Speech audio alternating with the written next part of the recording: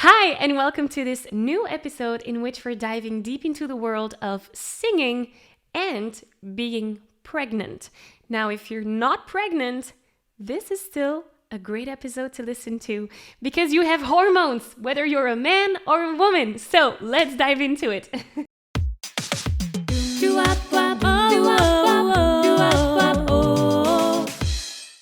Hi, welcome to this new episode. This episode is going to be a little bit different than what we usually offer on this show.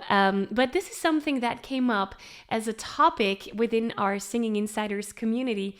And I thought it was just too important not to mention on this show. So today we're diving deep into the topic of singing and pregnancy, or hormones changing and all those kinds of things. So before we do that, let me paint the picture of where this all started or where this inspiration came from.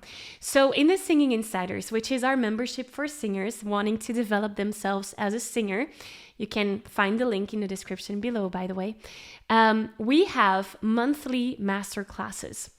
And during those master classes, we're diving deep in one specific topic. For example, performance or auditioning or mixed voice or whatever topic that might be.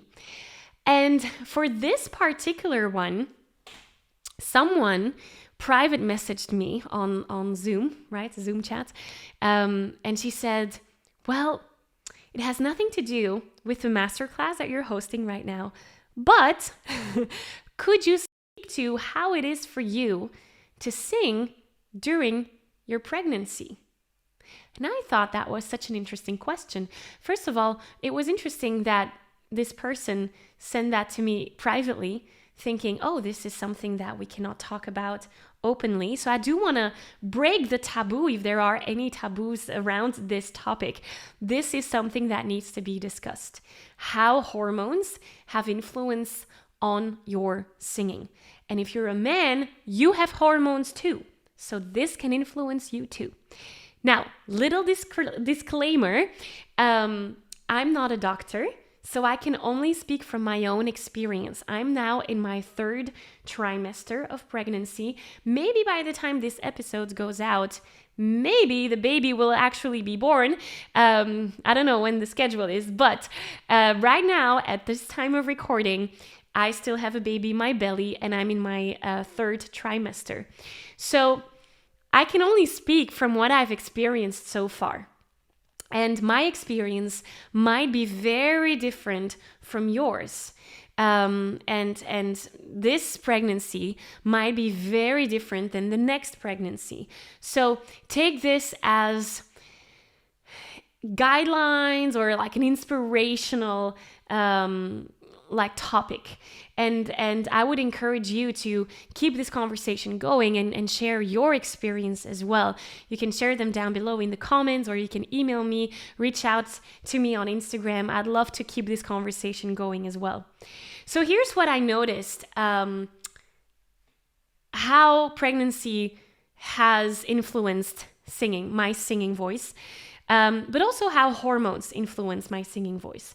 Because it is true that for some women and men, for some human beings, changes in your hormone balance will affect your vocal cords. For me personally, I tend to feel a little bit more breathiness on the cords. Because of the hormones, they might be swollen up a little bit more than usual, and that allows for a little bit of breathiness on some notes. But I'm not worried about that because I know that, there's techniques to help me overcome that. But it is scientifically proven that can have an impact.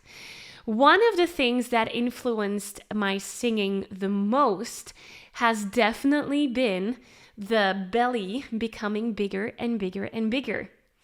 Because as you know, when we're singing, we want to have a good diaphragmatic breath support.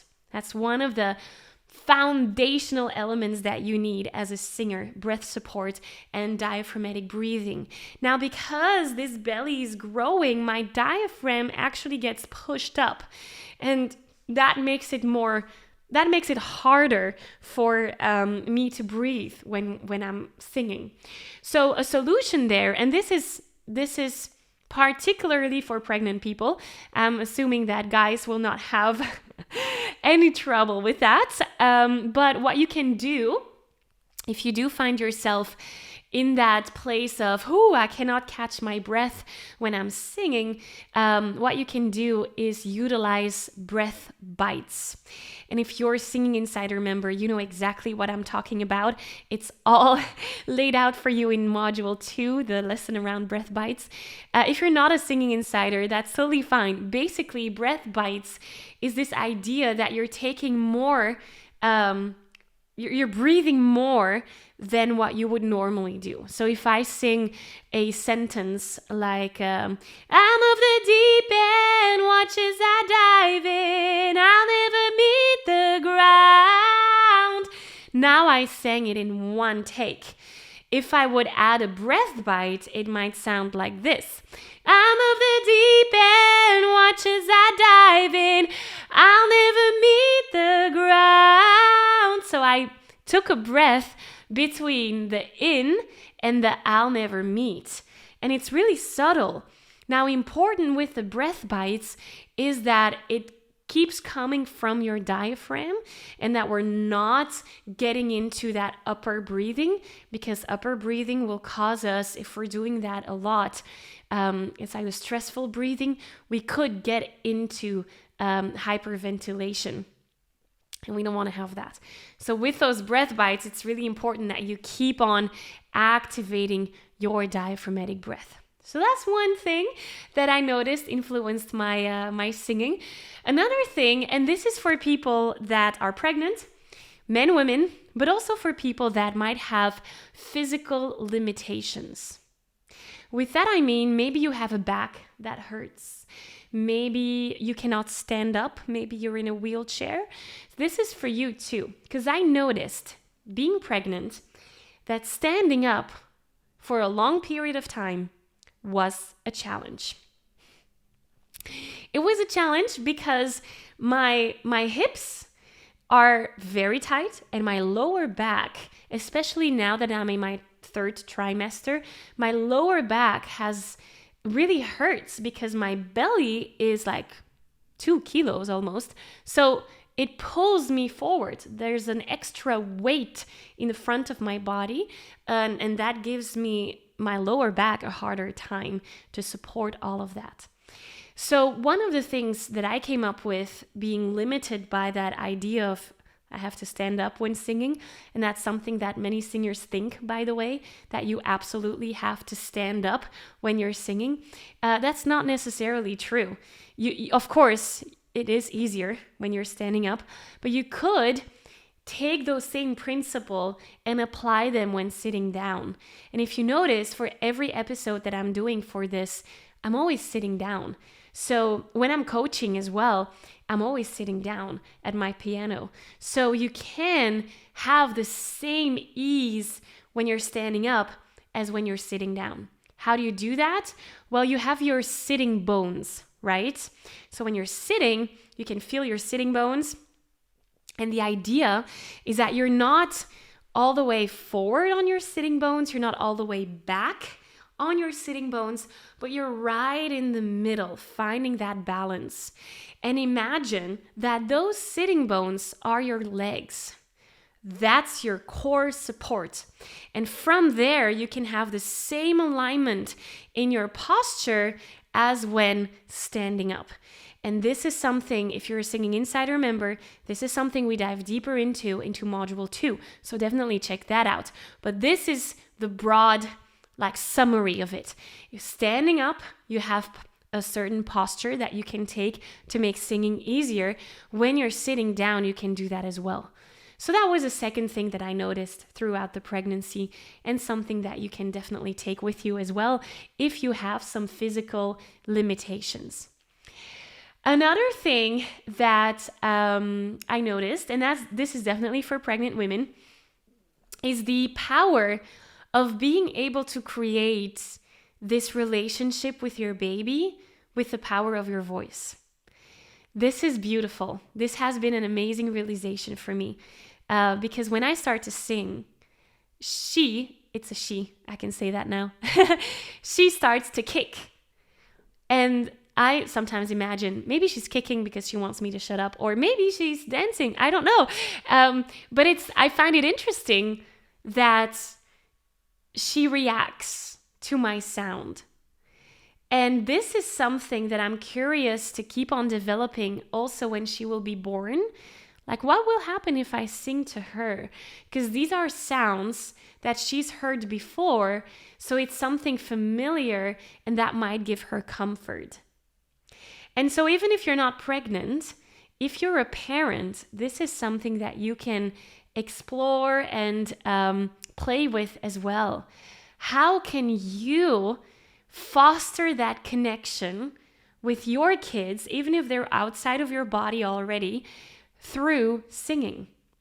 And actually, one of our Singing Insider members today shared that she and her mom, so it's a different generation, it's with her mom, they sang together. And instead of having coffee and a little piece of pie, they do that every week. This week they actually sang together, and that created a deeper connection between the two of them. And I thought that was so beautiful. So when you're thinking of that, how can you apply that to the relationships that you have with people around you? Whether that's with children, whether that's with your parents, with your friends, how can you use that power of singing to foster connections? I think that's an amazing thing to explore more of. So that was the third thing that I noticed. So the first one was definitely my breath support. Second thing was a standing up issue. Third thing was creating connection with the baby in my case. The fourth thing that I also talked about too was those hormonal changes that can have an influence on your voice. And same, the menstrual cycle for women. Some women have difficulties when they're in a particular part of their cycle. And I know some artists that don't plan any performances in that particular time because they know that this particular time in their cycle influences their voices. So this is not something that only pregnant women have to deal with. It's also for any person. Now, men, your cycle is not 30-day long. Your cycle is actually 24-hour long. So also for you, you might notice some maybe more subtle changes in your voice throughout the day as well. So that's something to keep in the back of your mind and maybe even experiment with. Like, how does my voice feel in the morning? How does my voice feel at night? Like, you can make it a little exploration exercise, which is interesting. So those are the main things that I noticed had an influence on my singing, being pregnant. And I hope that this episode has inspired you to, whether it's pregnancy or a physical limitation or anything else that you are coping with right now or handling right now, how can this be of value to your singing? Because oftentimes we see these things as hurdles, as roadblocks, as challenges within our vocal development. I could say, oh, pregnancy doesn't allow me to do this, and this. Or someone else might say, well, I'm in a wheelchair, so I cannot do this, and this. And that's one way of looking at it. I'm not saying that being in a wheelchair is something like, I know it can be hard. I definitely don't want to talk down on anyone or anything. My invitation to you really is to be looking at your current situation, whether that's pregnancy, whether that's having some kind of physical limitation, whether that's some mental limitation, that could be as well. How can you turn that into something that actually serves you? That's the question I'm trying to ask here. I'm hoping I worded it okay. So let me say that again. How can you take what seems to limit you and transform that into an opportunity? That is the question that I want to leave you with today. And it might be that you don't have an immediate answer to that question. And that's totally fine. Sit with it. Let the answer come to you. It might come when you're on a walk or in the shower. Let it come to you. How can you make this thing that seems to limit you and turn that into an opportunity? And with that, we're going to finish off this episode because this is a beautiful place to end. I do want to say one last thing, and that's thank you. Thank you for having been here. Thank you for spending the time here with me. Thank you for being open to this crazy topic. If you want to learn more about the Singing Insiders, by the way, there's a link in the description down below that you can click. And looking forward to see you here again next week. So thank you. Bye.